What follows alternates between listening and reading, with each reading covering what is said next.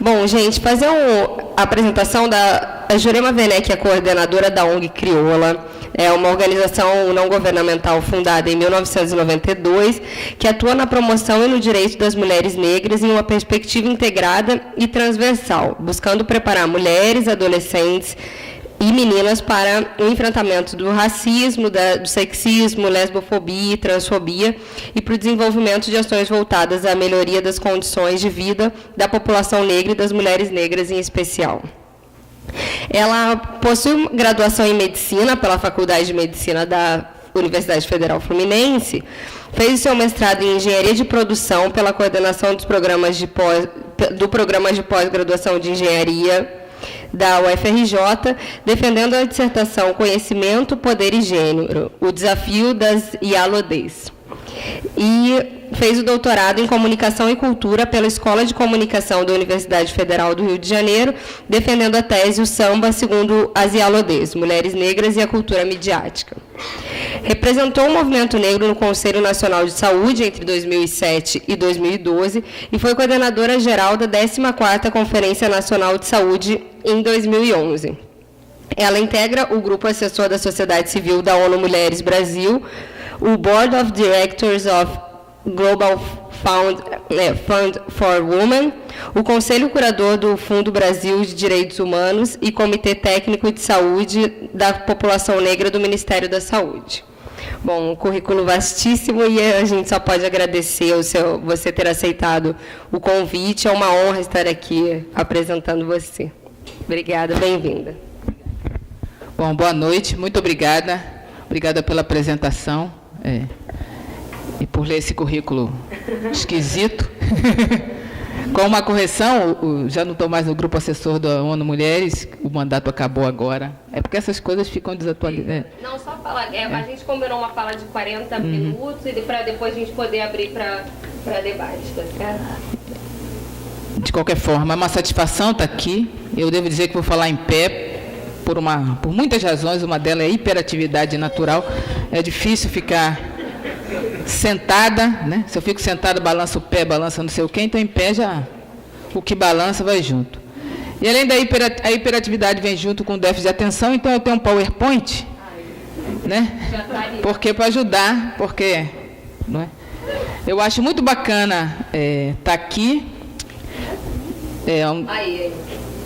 Achamos? É isso aí, né? Não dá para trazer ele para cá, não dá? Fica ruim? Ah, tá. Então tá bom. Então eu agradeço. Para não... Tá. Bom, eu acho muito bacana estar aqui. Eu acho interessante estar aqui hoje, 13 de maio, não é? Que é o dia que está todo mundo de bode, né? Como dizia antigamente, todo mundo assim para baixo, não é? Mas se ajuda, né? Vale a pena de lembrar que 13 de maio era também o aniversário de Lima Barreto, né? Ajuda bastante, não é? 13 de maio, né? O dia que a gente falava no movimento negro do dia da farsa da abolição, né? É o dia que de qualquer forma marca, ainda que tenha a farsa da abolição, todo mundo sabe porque a abolição foi assinada, né? Porque a escravidão tinha acabado. E a escravidão tinha acabado porque os escravos se evadiram, romperam, foram embora, resistiram. A escravidão foi um golpe, então 13 de maio é um dia de golpe, né? Porque foi uma decisão institucional para se criar um papel legal para se poder indenizar os senhores de escravos. Porque eles já haviam perdido o seu lugar como senhores de escravos, porque os escravos deixaram de ser por sua própria resistência. Então, 13 de maio tem 1000 significados. É também dia de Preto Velho, né?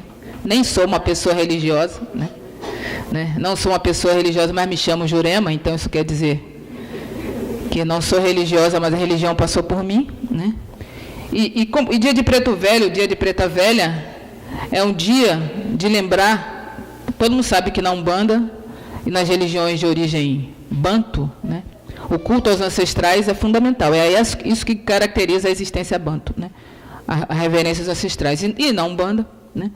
Preto Velho e Preta Velha tem muitos significados, mas uma coisa que Preto Velho e Preta Velha significam é que toda a luta tem consequência e das melhores, né?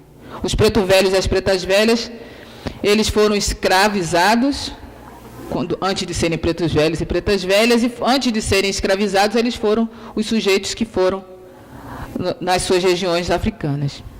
Mas a eles retornarem nos dias contemporâneos à nossa existência, para falar conosco, para comer conosco, para partilhar conosco a sua sabedoria, é um jeito de dizer que o jogo nunca termina se a gente luta, né?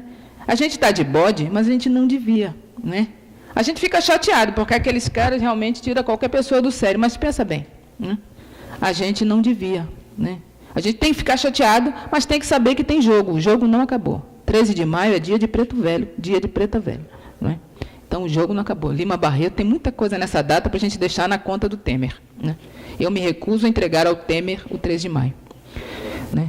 Obrigado. Como eu disse, eu tenho um PowerPoint, né? E eu tenho um PowerPoint, ainda pensando nisso, eu trago uma poderosa que não podia deixar de ser. Você falou, né, do meu currículo, minha dissertação e minha tese falam sempre das Ialodês. Não sei se vocês sabem o que é Ialodê. Ialodê também é uma figura, né, que a religião preservou, mas não é uma figura religiosa. Ialodê, lá alguns séculos antes de Cristo, já existia a figura a figura da Ialodê, né, entre os povos iorubá, e Ialodê era o título dado a representante das mulheres nos conselhos da cidade. Digo de novo, representante das mulheres no conselho da cidade. Lá nos povos iorubás, desde antes de Cristo. O que eu estou dizendo? Muita coisa. Estou dizendo, primeiro, que povos africanos, desde antes de Cristo, não era aquela imagem uga-uga, né?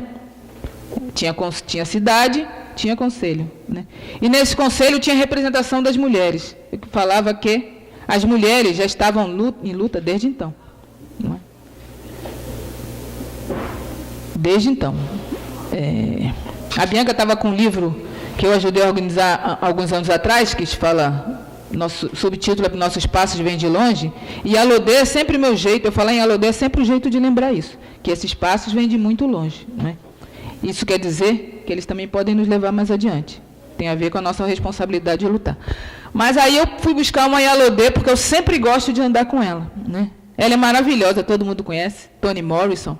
E essa frase, está num livro chamado Play in the Dark, é assim: a ordem do dia era o silêncio, emanando e rodeando o assunto. Alguns dos silêncios foram rompidos, outros mantidos por autores que viveram e conviveram com as estratégias civilizatórias. A mim, o que interessa são as estratégias para romper com isso. Eu sou dessas, né? Para mim, o que interessa são as estratégias de romper com isso. Mas eu achei que tem nessa frase aqui, alguns dos silêncios foram rompidos, outros mantidos por autores que viveram e conviveram com as estratégias civilizatórias. Eu acho que, de certa forma, isso dialoga aqui com a academia, né? Eu pensei que esse pedaço do texto traz uma mensagem para a academia que é muito importante, que esse seminário busca chamar a atenção. Então, de alguma forma, Toni Morrison é meu presente para o coletivo que organizou esse seminário, porque, não é? A gente está aqui buscando formas de quebrar esse silêncio, de achar estratégias de romper com isso. O próximo, por favor. A ordem do dia era o silêncio, não é? A gente está falando de muitas coisas, mas eu sempre vou falar do meu lugar, né? Eu vou falar desse lugar que já foi falado aqui, foi falado pela Bianca, foi falado pela Carol, não é? Pela Carol, né? E vai ser falado. Esse lugar de mulher negra, não é? Eu sou uma mulher negra e não precisava dizer, né? Mas, ao mesmo tempo, é preciso dizer. Eu sou uma mulher negra. Estou aqui agora, nesse debate da academia, que está discutindo o lugar das mulheres, não é? Por que eu preciso dizer? Porque quando a gente fala as mulheres, né, a gente continua dentro da ordem do silêncio. E quando a gente diz eu sou uma mulher negra, quando a Bianca diz eu sou uma mulher negra, quando a Carol diz eu sou uma mulher negra, a gente rompe esse silêncio. Porque as mulheres é um coletivo imenso demais para caber tanta diferença e dentro dele, para caber tanta desigualdade e tanta injustiça, porque se a gente quer refazer todos esses passos e romper com a ordem do silêncio, a gente tem que recolocar todas nos seus lugares. Todas têm que estar sentadas à mesa de diálogo e negociação. Então, sim, a ordem do dia era o silêncio, eu sou uma mulher negra e vou começar falando de nós, mulheres negras. E tenho que me desmascarar também, né? Porque mulheres negras é um mundo, né? Eu não sou igual a Bianca, que não é igual a Carol, que não é igual a minha prima Guaraciara, nem a minha prima Miriam. Nós não somos iguais. Tem todo tipo de coisa entre nós, inclusive desigualdade e injustiça. Inclusive desigualdade e injustiça.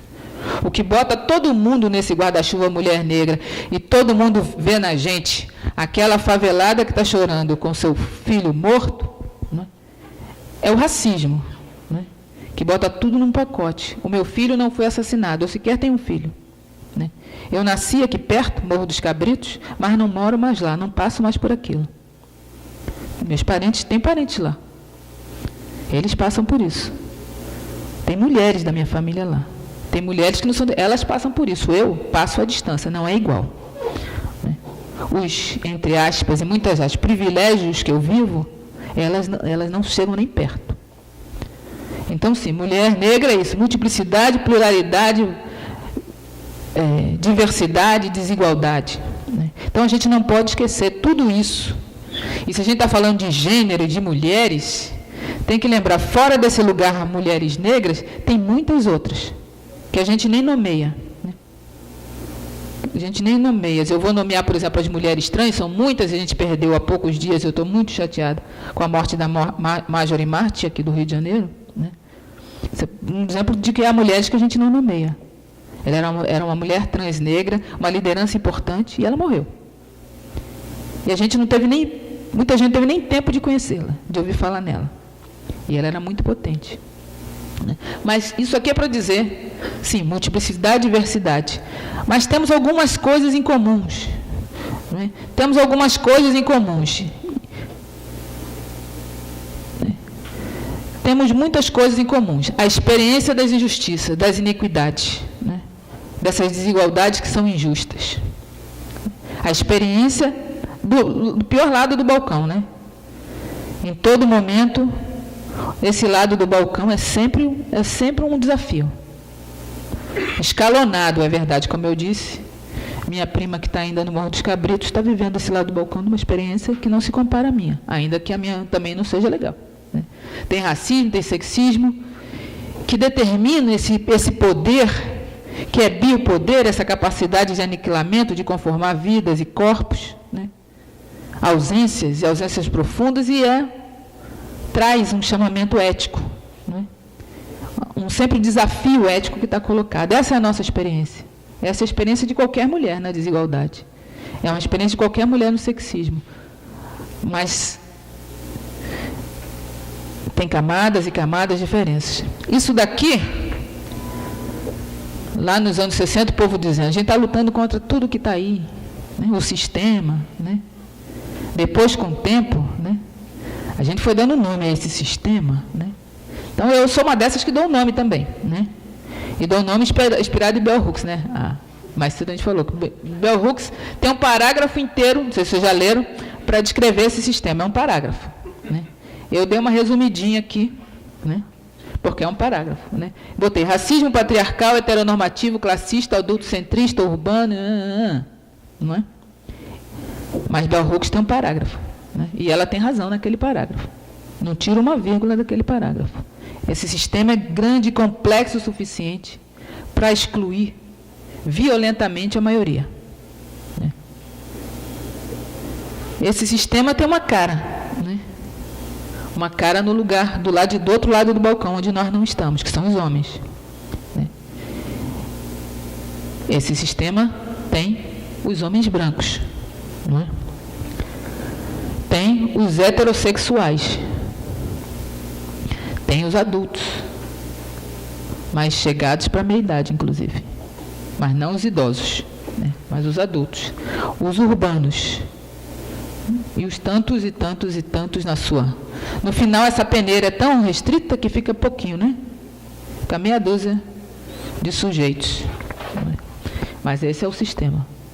É esse contra o qual a gente luta. A gente precisa nomear ele. Né? E nomear cada vez sofisticando. Por isso que eu recomendo, quando pensa nessa coisa que está aí, não esquecer o parágrafo de Bell Hooks. Porque se a gente não lutar contra aquilo tudo que está no parágrafo dela, essa luta não vai chegar a lugar nenhum que não seja privilégio de uns. Né?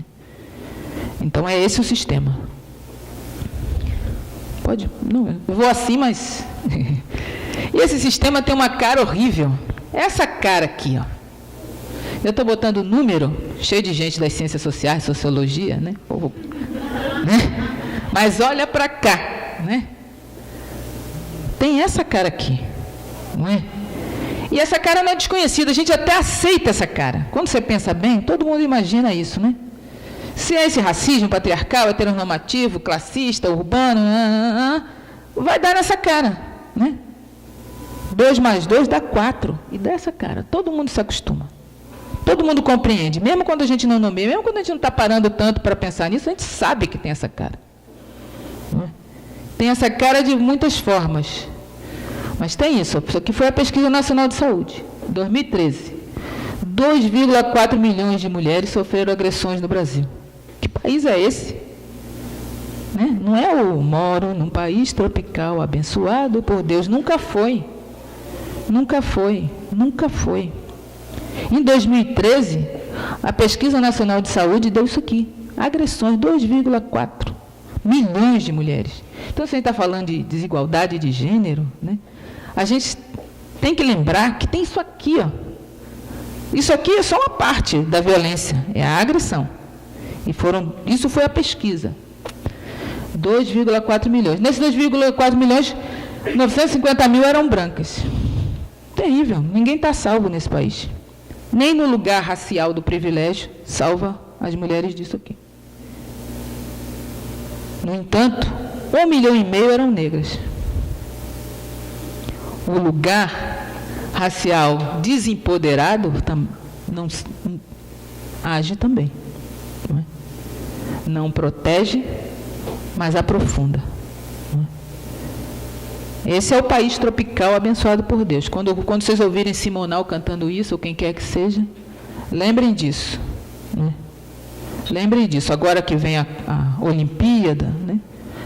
Aquelas cenas lindas, Cristo Redentor, Pão de Açúcar. Né? Mas o Brasil é esse aqui. Né? O Brasil é isso aqui. Não é bom, não é lugar.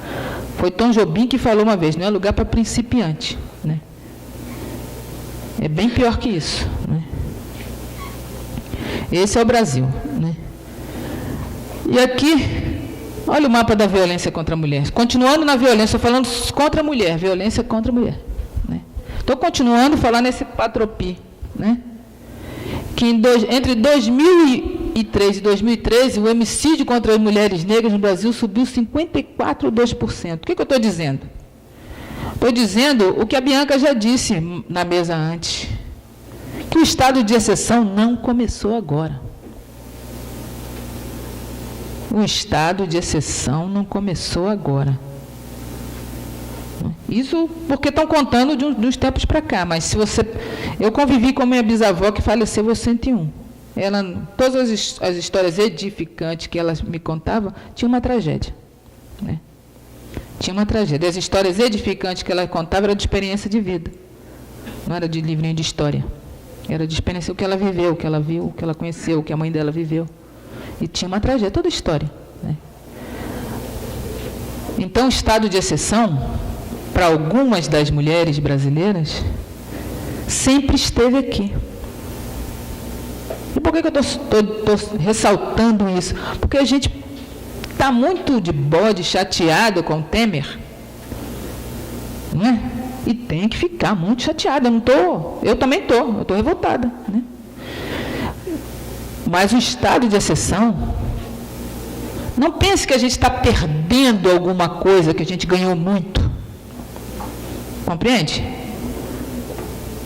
tem coisas que a gente não ganhou, não. E parecia que a gente tinha ganho, tinha um certo conforto que não era, né? O Brasil nunca foi esse lugar para se viver. Pelo menos não de onde eu piso, não por onde eu piso, né? Aqui tem 10 anos. É claro que com aquele Robocop no ministério, à frente do Ministério da Justiça e Cidadania, que eu não sei o nome dele, aquele ex-secretário de Segurança Pública de São Paulo, pode ser que esses números, né, ganhem uma outra dimensão. Né? Pode piorar, o que está ruim pode piorar, é verdade. Só aquele cara está lá, diz que já piorou mesmo, não é? Já piorou mesmo, mas não estava bom. Não estava bom, não. Só que essa frase aqui todo mundo sabe, não é? Todo mundo sabe que é isso. Todo mundo sabe que isso acontece. 50 mil jovens negros no ano 2012 assassinados. 50 mil. Também dados tirados do mapa da violência, que são tirados das estatísticas do Sistema de Informação de Mortalidade do Ministério da Saúde, do Sistema Único de Saúde. 50 mil em 2012. E está contando, continua crescendo. Né? Então, a gente já sabe disso. Pode passar o próximo. Essa face da bala que mata, tem essa face aqui. Vocês não conheceram elas, mães de Acari, pessoalmente. Mas certamente já ouviram falar, não, nós, né? É que eu olhei assim, desculpa. Estamos falando entre nós aqui, nós conhecemos elas, né? Nós conhecemos elas, né? Tem até uma história, mães de Acari. Qual a história de Acari? 11 jovens foram passar o final de semana num sítio em Magé. Esses jovens foram sequestrados e desapareceram até hoje. Gente de 13, a não sei quantos anos, já não lembro mais. Não é? Isso. Não conseguiram atestado de óbito, só os delas, porque elas foram morrendo, uma a uma, né? Tem algumas vivas, tem as vivas, as que não podem falar tão intensamente como as outras podiam, porque viviam na favela. Não é? Tem vivas, e que não deixam esquecer essa luta, mas elas não ganharam nada. Não é? Uma delas foi assassinada às 4 horas da tarde, no metrô da Praça 11, aqui perto do metrô, Edmeia, saindo da cadeia que tinha lá. Foi lá buscar uma informação sobre o desaparecimento. Quando saiu, ela com uma outra moça foram metralhadas, 4 horas da tarde, e era uma tarde de sol, na frente de todo mundo. Né? Tem uma história, eu já, como eu sou velha, né, então eu já estava em ONG nessa época. Né? Eu estava numa ONG, Centro de Articulação de Populações Marginalizadas. E uma noite, era noite, 7 horas da noite, chegou aquele grupo enorme de pessoas, mulheres e homens negros, todos vieram juntos para narrar essa história. Os filhos deles tinham sumido. E elas não diziam mais nada, e eles não diziam mais nada, apenas que estavam num sítio. Alguém contou que apareceu um carro, alguém contou que eles foram levados, e eles não diziam mais nada. Falavam pausados, não tinha grito, não tinha, né, lágrimas, só contando em pausa que eles sumiram. Eles e elas. Tinham meninas também. Eles sumiram. Elas sumiram. E era uma coisa tão dramática. Por que era dramático? Porque eles e elas falavam pausados. Eram os pais, as mães desses meninos e meninas. Eles não se perguntavam, será que morreram? Ninguém falava. A palavra morte não participou daquela conversa, explicitamente. Mas era a palavra morte, que estava na cabeça de todo mundo. Porque era de noite, era estranho, era muito estranho. E o mais estranho foi que essa organização dirigida por homens, alguém teve uma ideia de jirico de dizer: os homens ficam aqui e a gente conversa com vocês. As mulheres saem e vão conversar com as mulheres do grupo de mulheres, que éramos nós. Aí foi nessa noite nós começamos a conversar com as mulheres. Né? Mesma coisa, elas contando, narrando que sumiram, como eles eram, como não eram. Né? Não contam tudo, não conheciam a gente, não confiavam. Né? Mas foram contando o desaparecimento desses meninos e meninas. Por que eu estou chamando a atenção dessa cena, além do dramático que foi a cena? É que separaram os homens e as mulheres. Mas até hoje vocês nunca ouviram falar no grupo de pais de Acari. Né? Por quê? Apesar dos homens os homens dirigentes acharem que essa era uma conversa de homens, porque a conversa de homens ia dar em alguma solução, são as mães de Acari que a gente cita até hoje. Não é? Elas não recuaram momento nenhum. Os homens foram desaparecendo. À medida que voltava, era menos um, menos outro, e elas constituíram esse grupo. Aqui, as mães de maio, a gente está em maio. Né? As decisões de segurança pública e a quebra de acordo entre a polícia, o governo de São Paulo e o PCC, deu mais de 600 mortes em São Paulo. Mais de 600. Essas mulheres estão lutando até hoje. E aqui as do Cabula. Também uns policiais... Oi? Recente. E os tristes, né, no sexo, tem sempre um recente. Tem mais recentes, tem outros recentes. Todo dia tem recente. Mas por que eu trouxe essa foto aqui? Por que eu trouxe isso? Pelo drama, pela tragédia? Para lembrar que a história das mulheres negras é perpassada por isso aqui? É também. Mas eu trouxe aqui para a gente fazer um exercício de olhar para elas de outro jeito também. Para ser justo com elas, para ser justo com o que é ser mulher negra. Com o que é justo, ser justo com o que a gente quer fazer em relação à busca da igualdade de gênero, da justiça de gênero. Você tem que olhar para elas. Aqui ela está falando com o relator elas estão falando com o relator de direitos humanos. Aqui elas estão em passeata. Aqui elas estão num protesto, numa audiência pública. Tem que olhar para elas como gente que luta. Tem que olhar para elas, né, como gente que fez uma leitura da realidade, né, pensou qual era o seu lugar nessa realidade, traçou um plano de futuro, até onde essa realidade precisava ser movida para fazer justiça ao que elas achavam que era justiça, e elas se organizaram e fizeram. Todas elas estão lutando, e tem um monte de mulheres, que eu não trouxe foto aqui, lutando. Por que eu estou chamando a atenção que é preciso olhar para elas com esse outro olhar, para além da tragédia? Porque elas são humanas, porque elas são pessoas, e a gente está discutindo aqui conhecimento, poder, não é? E o lugar da academia. E a gente tende, né, ao reificar determinadas posições de poder, a olhar para o que não é esse lugar, sempre do lugar do outro. Esse outro não é nunca um outro potente, né? É sempre o outro rebaixado. É claro que aqui vocês vão ver, e é verdade, a experiência da tragédia. Mas é preciso que vocês possam ver aqui a experiência de produção de informações, de estratégias, a experiência de produção de conhecimento. A metodologia que esses grupos aqui utilizam hoje foi criada por essas aqui. Não foram elas que inventaram o assassinato de jovens, mas elas criaram uma estratégia que é válida até hoje.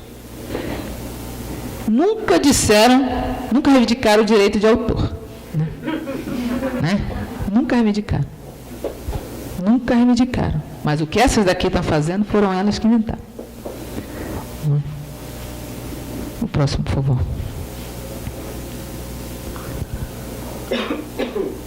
Helena Teodoro, não sei se vocês conhecem ela, essa é daqui do Rio. Outra poderosa, potente. Né? Ela disse numa publicação, num livro dela chamado Mito e Realidade, Mulheres Negras. Acho que é esse o nome. Eu sou péssima de citação, então eu devia ter escrito aqui para ficar mais justo. Então, mas eu acho que é esse o nome. Ela disse: a mulher negra foi, na escravidão nos primeiros tempos de liberdade, a viga mestra da família e da comunidade negra. Neste período inicial de liberdade, as mulheres foram forçadas a arcar com o sustento moral e a subsistência dos demais. O que ela está dizendo aqui? Ou pelo menos o que eu quero que vocês, gostaria muito que vocês vissem aqui. Elas estão dizendo que as mulheres negras, na escravidão, todo mundo pensa em escravidão, pelourinho, tortura. Mas o que ela está dizendo aqui é que naquele contexto extremamente adverso, para usar uma palavra bem suave, né? No contexto extremamente adverso, as mulheres negras produziram análises, informações, conhecimentos, metodologias e tecnologias que foram capazes de prover a subsistência moral, cultural, econômica da população negra. E no pós-abolição também. Ela fala só do período imediato, né? Mas esse período pós-abolição, os historiadores usam, é um período que não acaba, né? Porque todo o tempo é pós-abolição, né? Isso continua assim. Né? No CEA, na experiência de ministra, participou dos debates da regulamentação da categoria de trabalhadora doméstica. Não é? Sempre foi, e agora, graças às lutas destas mulheres, né?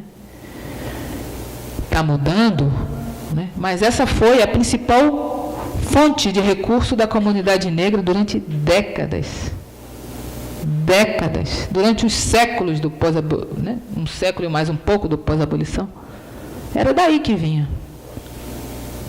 Era assim na minha família, era assim na família de quem não foi, né? Era raro ser diferente, né? Todo mundo vê, como viu o Pablo Gentili lá vendo a senadora Regina, vê a tia que serve o café, né? Não é?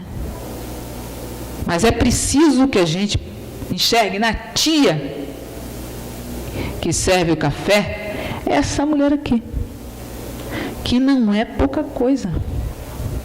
A gente está falando de conhecimento, produção de conhecimento, poder, academia, não é? Na academia não está, não é? Mas independente da academia, havia produção de conhecimento ali. É verdade que a academia negligencia, não é?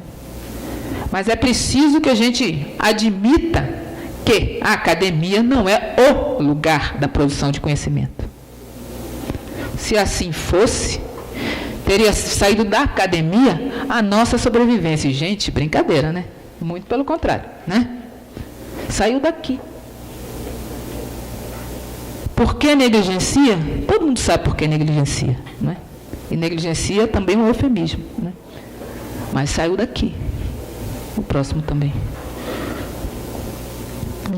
Vou trazer uma outra, que é uma história ótima. Tia Ciata. Quem é do Rio conhece mais Tia Ciata do que quem não é.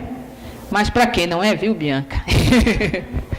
Tia Ciata é uma figura que os teóricos da academia dizem que foi na casa dela que foi inventado o primeiro samba. Porque o samba surgiu na casa de Tia Ciata. Ela morava no centro do Rio de Janeiro, que naquela época era a periferia, a parte que ela morava era a periferia, hoje em dia é o centro do Rio de Janeiro, numa região cheia de negros, que o Heitor do Prazer chamou de África em miniatura, porque tinha muito negro, muito negro, muita manifestação cultural negra, muita presença física e cultural e política e simbólica negra. Tia Ciata era daquela comunidade ali, né? E dizem que na casa dela se inventou o samba. O chefe da polícia, pelo telefone, manda avisar que na Carioca tem uma roleta para se jogar. Dizem que esse é o primeiro samba, 1917. E foi criado na casa de Tia Ciata. Vocês vão encontrar isso publicado. 10 minutos, está vendo como eu sou tagarela? Né? Vocês vão encontrar isso publicado. O que tem bacana de Tia Ciata, né? O que tem bacana na história de Tia Ciata, que eu acho super bacana. Primeiro, é que a academia diz que ela inventou o samba. Que ela inventou samba, não, corrigindo. Que o samba foi inventado na casa dela. Eu acho isso genial. Genial, porque fala que ela era muito poderosa. E que ela influencia o pensamento da academia até hoje. Porque a gente que está aqui entre amigas vai me dizer que vocês acreditam que o samba foi inventado na casa de Tia Seata.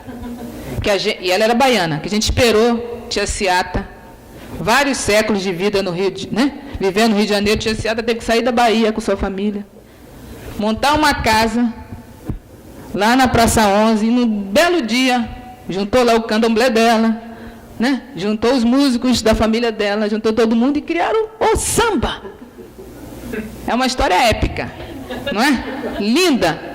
Mas, gente, quem diz isso é a academia, produção de conhecimento, É texto acadêmico. Desculpa, não é nada pessoal, não foi. Só dando um exemplo, É a academia que, produção de conhecimento. Quando a gente para, e todo mundo repete, se você vai escrever no Google Tia Seata, todo mundo vai citar isso, que foi num dia na casa dela, o samba, não sei o quê, queria inventar o samba. Primeiro samba, que aí o cara foi lá, patenteou, Senhor patenteou, Donga patenteou, e a filha do Donga, e dizem que Donga roubou, e a filha do Donga, Marília Barbosa, fica chateada, dizendo que o pai dela não roubou nada, Tem uma discussão profunda. Mas todo mundo acha que um ritmo que foi criado na África, vou repetir, que um ritmo foi criado na África, foi ser inventado depois de todo o tráfico transatlântico, depois da abolição, terminado o século XIX, início do século XX, na casa de Tia Seata. Esquisita essa história, Esquisita, não é? Esquisito. Mas isso é o que diz a academia. O que é que eu digo? De xereta que sou. Que o samba foi inventado na África, que a gente não teve que esperar as baianas chegarem no Rio de Janeiro para fazer isso, porque a gente também era descendente de africano e africanos. O Rio de Janeiro foi a maior cidade em população africana fora da África no século XVIII, Então, gente, a produção de conhecimento acadêmico dá uma certa distância. Mas o que é que tem aí nessa história que eu acho mais bacana? Primeiro, a potência da figura de Tia Seata. Quem passasse por ela na rua ia pensar, é uma preta, Mas tem uma potência aqui, que é simbolizada na figura de Tia Seata, que a gente repete até hoje, que foi na casa dela. É claro que ela era dona do quintal, não foi ela. Tem uns autores mais comprometidos que dizem, gente, o samba foi uma produção coletiva, era um partido alto, e ela estava na roda do improviso, ela participou, para ser mais igualitário. E ela participou. Mas, tendo ela participado ou não da roda de improviso, ela continua angariando adeptos dessa tese. E por que ela continua angariando? Tem muitas ideias. Por que é ela? Por que deu nela? Não sei. Tem muitas coisas, mas tem uma história muito bacana, que eu sei que meu tempo vai acabar, mas se eu não contar essa história, já que eu estou citando Tia Seata, eu tenho que contar. Isso. Não, culpa. Eu não fui criada no judaico-cristão, meu nome é Jurema, fui criada em casa de macumbeiro, aí a gente não vai chegar, Então, o que tem de bacana? O presidente da província, Venceslau Braz, estava muito doente. Isso é livro de história. Estava muito doente. O que ele tinha? Uma doença na perna que os médicos da época, ele era o presidente da província, já tinham tentado tratar e não deu certo. Disseram, a gente não pode mais nada fazer pelo senhor. Ou seja, o senhor vai morrer. Então, vai morrer. Já que vai morrer, tinha umas pessoas próximas dela frequentavam a macumba, o samba e a música na casa de Tia Seata. Virou para ela e falou, a senhora precisa cuidar dele. Já disseram, está desenganado, vai morrer, não sei o que, só precisa fazer alguma coisa. Ela falou, tudo bem, eu faço. Traz ele aqui. Aí o cara falou, a senhora precisa ir lá. Mas ela era mãe de santa. Ela disse, quem precisa é que tem que vir. Aí foi aquele problema. Gente, não pode trazer o presidente na casa da macumbeira, naquele tempo em que a macumba acabava debaixo de polícia. Aí conversaram, negociaram, ela concordou. Ela pegou as ervas, preparou lá uns paninhos, umas coisas lá, levou e foi ela lá no palácio cuidar da perna do cara. Botou o pozinho de planta lá que ela tinha, banhou a perna dele, ensinou a ele como cuidar nos próximos dias, 7 dias de cuidado, e ele ficou curado. E ele não morreu. E ele perguntou para ela, e o que a senhora quer em troca? Vocês podem ter imaginado assim. Sabe o que ela disse? Um emprego para o meu marido. Né? Ela não era boba. Né? Ela e o marido tinham, acho que 6, 8 filhos. Né? Homem negro, sem emprego desde sempre. Né? Então, foi uma decisão muito sábia. Né? Um emprego para o meu marido. E o meu marido, que eu não lembro o nome dele, conseguiu um emprego na Guarda Nacional. E o que acontecia? Qual o resultado disso? Tia Ciata, né, nos dias de macumba, a casa dela era protegida pela guarda, o quarteirão inteiro. No tempo em que a macumba era encerrada pela polícia. Então, a casa dela era protegida. Né? Isso fala do poder dessa mulher, não só sobre a academia, mas sobre a Guarda Nacional. Então, tem conhecimento, tem leitura da realidade, tem informação e tem estratégia política também, que chegou até aqui, não é? Chegou até aqui. Eu vou acelerar, que eu já nem sei mais onde eu estou de tanto. Por que eu botei Mãe Meninazinha da Oxum? Porque eu gosto muito dela? É verdade. Eu gosto muito dela, mas para dizer que ela é herdeira, uma das herdeiras, é da mesma linhagem. Da mesma linhagem. O pai de santo de Tia Ciata, de onde, na casa de quem Tia Ciata era Iaquequerê, ou seja, mãe pequena, uma autoridade importante da casa, que cuidava dos filhos da casa, o pai de São João Alabá de Omolu, quer dizer que ele era o Omolu. Esse Omolu é o Omolu da casa de Mãe Meninazinha. Mãe Meninazinha é descendente dessas tias baianas, né, que estão na história e que Tia Ciata representa. E se vocês tiverem a oportunidade de conhecê-la, vão saber que na história dela também tem muita produção de conhecimento, muita estratégia, muita capacidade de ação, e ela está hoje aqui. Hoje aqui quer dizer, ela está em São Mateus, São João de Meriti, viva aí nesse momento. Né? Mãe Meninazinha do Oxum é também uma mulher muito poderosa. Ainda que andando, se ela andar na rua sem a cadeira de Alorixá, sem as contas de Alorixá, sem a produção, as pessoas vão dizer, se ela sair dali, as pessoas vão dizer, é uma preta. E o conhecimento está na academia. Não é? Mas não está, né, gente? Não está só lá. E às vezes nem chegou perto, como a história que publicam de Tia Ciata, né? Esse aqui é um outro exemplo de produção de influência, né? Para quem é mais velho, ouviu muito falar no termo macacas de auditório.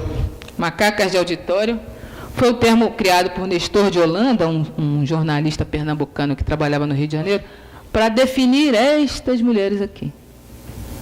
Aquelas que iam para o auditório da Rádio Nacional, aqui na Praça Mauá, torcer pelo seu ídolo, fazer público o seu ídolo, barbarizar em favor do seu ídolo. Barbarizar no bom sentido, né? Um conferencista descreveu assim a história das macacas de auditório. O rádio anda desmentindo a teoria da evolução de Darwin. De acordo com Darwin, existiu um macaco. No princípio era um macaco. E o macaco se transformou em homem, Sikh. No rádio, se deu o contrário. O rádio nasceu homem e virou macaca. Então, eu que nasci na década de 60, cresci entre algumas macacas, ex-macacas de auditório, né? Aprendi ouvindo esse termo com naturalidade. Macaca de auditório é aquela mulher que vai no auditório, grita, se esperneia, não sei o quê, não sei o quê. Mas aí, olha de novo para elas. Aquelas mulheres que gritam. Ele não chamou macaca porque elas gritam, apenas. Chamou macaca porque chama de macaca as mulheres negras. Não é? Mas quando ele chamou de macaca, ele fez com que o racismo pusesse uma venda, inclusive na produção de conhecimento acadêmico, que não se questionou qual era o lugar efetivo dessas mulheres negras. Como eu disse, eu convivi com várias delas e conversei com algumas delas. Elas eram empregadas domésticas. E para participar dos programas de auditório da Rádio Nacional, que era o negócio da época, né? Elas se produziam, isso aqui tudo é roupa nova. Elas, empregadas domésticas, estou falando, vou repetir, elas eram empregadas domésticas. Imagina empregadas domésticas tendo que sair com roupa nova. Isso tem um enredo gigantesco. Primeiro, da roupa nova. Se hoje em dia, com a lei da empregada doméstica, o salário é o que é, não é? Imagina nessa época. Mas elas descobriram um jeito de produzir. Elas produziam entre elas, pelo que eu conversei com elas, elas iam fazendo, uma fazia com a outra. Elas, empregadas domésticas, naquele tempo em que jornada de trabalho era um termo que não existia, não é? Horas de trabalho eram coisas que não existiam. Quantas horas, né? Imagina elas tendo que criar um enredo para poder deixar o emprego. A quantidade de mãe, vó e tia que morreu, né? E morria muito, né? Porque Calbi Peixoto ia na rádio, parece que toda semana, né? Então, e como família é grande, né? Dá para morrer muita gente. Então, tinham que criar um enredo para poder sair do trabalho e ir para esses lugares, não é? E com esse enredo todo, elas iam para o trabalho, iam nesses lugares que elas iam para o auditório, torcer pelas músicas que gostavam, para os ritmos que gostavam e para os ídolos que gostavam. Parece que a história acaba aí, né? Já é uma história bacaninha. Mas se você se lembrar que a Rádio Nacional ajudou a definir o que era a música popular brasileira, daquela época em diante, você já olha para essas mulheres de outro jeito. Não é não? Elas, ao gritar, ao definir qual era a música que era boa, que era ruim, qual o ídolo que era bom, que era ruim, elas definiram também o que era a música popular brasileira, a cultura brasileira. Não é? Quando a gente fala em produção de conhecimento, produção de um montão de coisa, a gente tem que olhar essas mulheres, aquelas que foram chamadas de macaca. É verdade. Mas tem que olhar outra coisa também. Se parar aí, você vai ficar satisfeito com o seu bom coração, mas não vai pensar em conhecimento, senão vai ficar fazendo aquelas teorias sobre Tia Seata, não é? Tem que olhar mais embaixo, entender um pouco mais. Eu acho que ainda tem, não sei se ainda tem, mas você disse, tá, né? Então, como é que romper com isso? Porque eu estava angustiada, passou direto, é possível? Né? Essa frase é muito importante, não é? Quando a gente fala, a gente ouviu na mesa anterior, não é? Esqueci seu nome, Gabriela, isso. A Gabriela falando de como a academia é dominada, não é? Está tudo dominado, né? Está tudo dominado, né? Então a gente está dominado, mas a gente não está satisfeita. A gente nunca esteve satisfeita. Então o que a gente quer é buscar jeito de romper com isso. O primeiro jeito é desnaturalizar essa crença que conhecimento é o que se produz aqui. Aqui que eu estou dizendo, na academia. Aqui e apenas aqui. Tem que desnaturalizar. A academia tem lá suas vantagens. Eu mesmo andei por lá algumas vezes. Vou e entro e saio. Na medicina, na engenharia de produção, na comunicação, entra e sai por um monte de porta esquisita. Porque eu acho que tem coisas interessantes. Mas não é possível que se a gente não desnaturalizar esse lugar como o lugar do conhecimento, a macaca do auditório vai ser sempre macaca. Não é? Vai ser sempre macaca. E aquele lugar de privilégio dos homens brancos vai ser sempre esse lugar. Porque as regras para definir o conhecimento acadêmico são as deles. Não é? Enquanto a gente achar que aquele formato, aquela metodologia, aqueles autores canônicos são o conhecimento acadêmico, a gente vai estar prestando homenagem ao sexismo, ao patriarcalismo acadêmico. E me parece, e também o racismo também, me parece que não é isso que a gente quer. Então a estratégia para romper com isso significa romper com isso. Não tem outro jeito. Seu orientador, sua orientadora, muitas vezes não vai gostar. Não vão gostar. Não vou gostar. Todo mundo que está na academia sabe, né? Que cada um tem o seu canônico de estimação, não é? Não é? Mas você tem que ver, tem que achar um jeito, né? Eu trouxe aquelas mulheres de antes para dizer que tem jeito. Porque a história dizia, e o conhecimento dizia, que a gente tinha que ter morrido. Não é? Então tem jeito. Imagina achar uma brecha na academia e pegar essa brecha e transformar em janela, pegar essa janela e transformar em porta, pegar essa porta e transformar em teto e virar o nosso lugar. Tem que achar um jeito, mas tem que romper com isso. Tem autores, homens muito legais. Mas só de brincadeira, para de citar eles. Né? Para de citar. Né? Mas é verdade, é verdade. Para de citar. Aí você vai procurar mulheres muito legais, mulheres negras muito legais, mulheres índias, mulheres ciganas, a mulher da esquina. Não é? Quem disse que a metodologia deles é a verdadeira? Quem disse que está na mão deles a verdade? Não é? Oi? Então, a gente vai aceitar? Não é? Não tem outro caminho, senão a insurgência. Acho que tem um negócio que diz isso. Né? O caminho é isso. Primeiro, duvidar de todos os cânones. Academia, conhecimento, verdade, né? Tudo. Os autores magnânimos, eles são bacanas, mas você mesmo estava falando do Arthur Ramos agora há pouco. Não é? Não é? É isso. Tem que duvidar de tudo. Inclusive da gente, porque a gente tem tendência também a caminhar, né? Pisar nos passos de outras pessoas. A gente vai ter que inovar também. Não tem jeito. Tem que saltar de paraquedas sem paraquedas. Não é? Mas tem que ser insurgência. Insurgência significa alguns recuos. E se é para recuar, que seja para recuar em relação à posição deles. Recuar no sentido de se afastar da posição deles. Porque não vai ter outro jeito. Porque a sua alternativa, a nossa alternativa, é protagonismo. E não vai ter protagonismo se a gente não olhar para nós mesmos e não fizer o nosso trabalho. Como aconteceu lá com as mães de Acari. Botaram a mulher na outra sala, a mulher conversa com a mulher. Quem foi que fez tudo? Não é não? É desse jeito. É esse o caminho. Eu acho que no caminho do conhecimento, eu acho que o coletivo, né, busca isso quando traz um seminário, quando faz essas coisas. É reivindicar que as pessoas rompam. Esse momento, esse 13 de maio, com todos os seus significados, inclusive o Temer, também reivindica isso. Andar pelo caminho certinho, só dá onde deu, né? Então, tem que dar um jeito, né? Tem que dar um jeito, tem que romper. Agora eu acabei mesmo. Obrigada.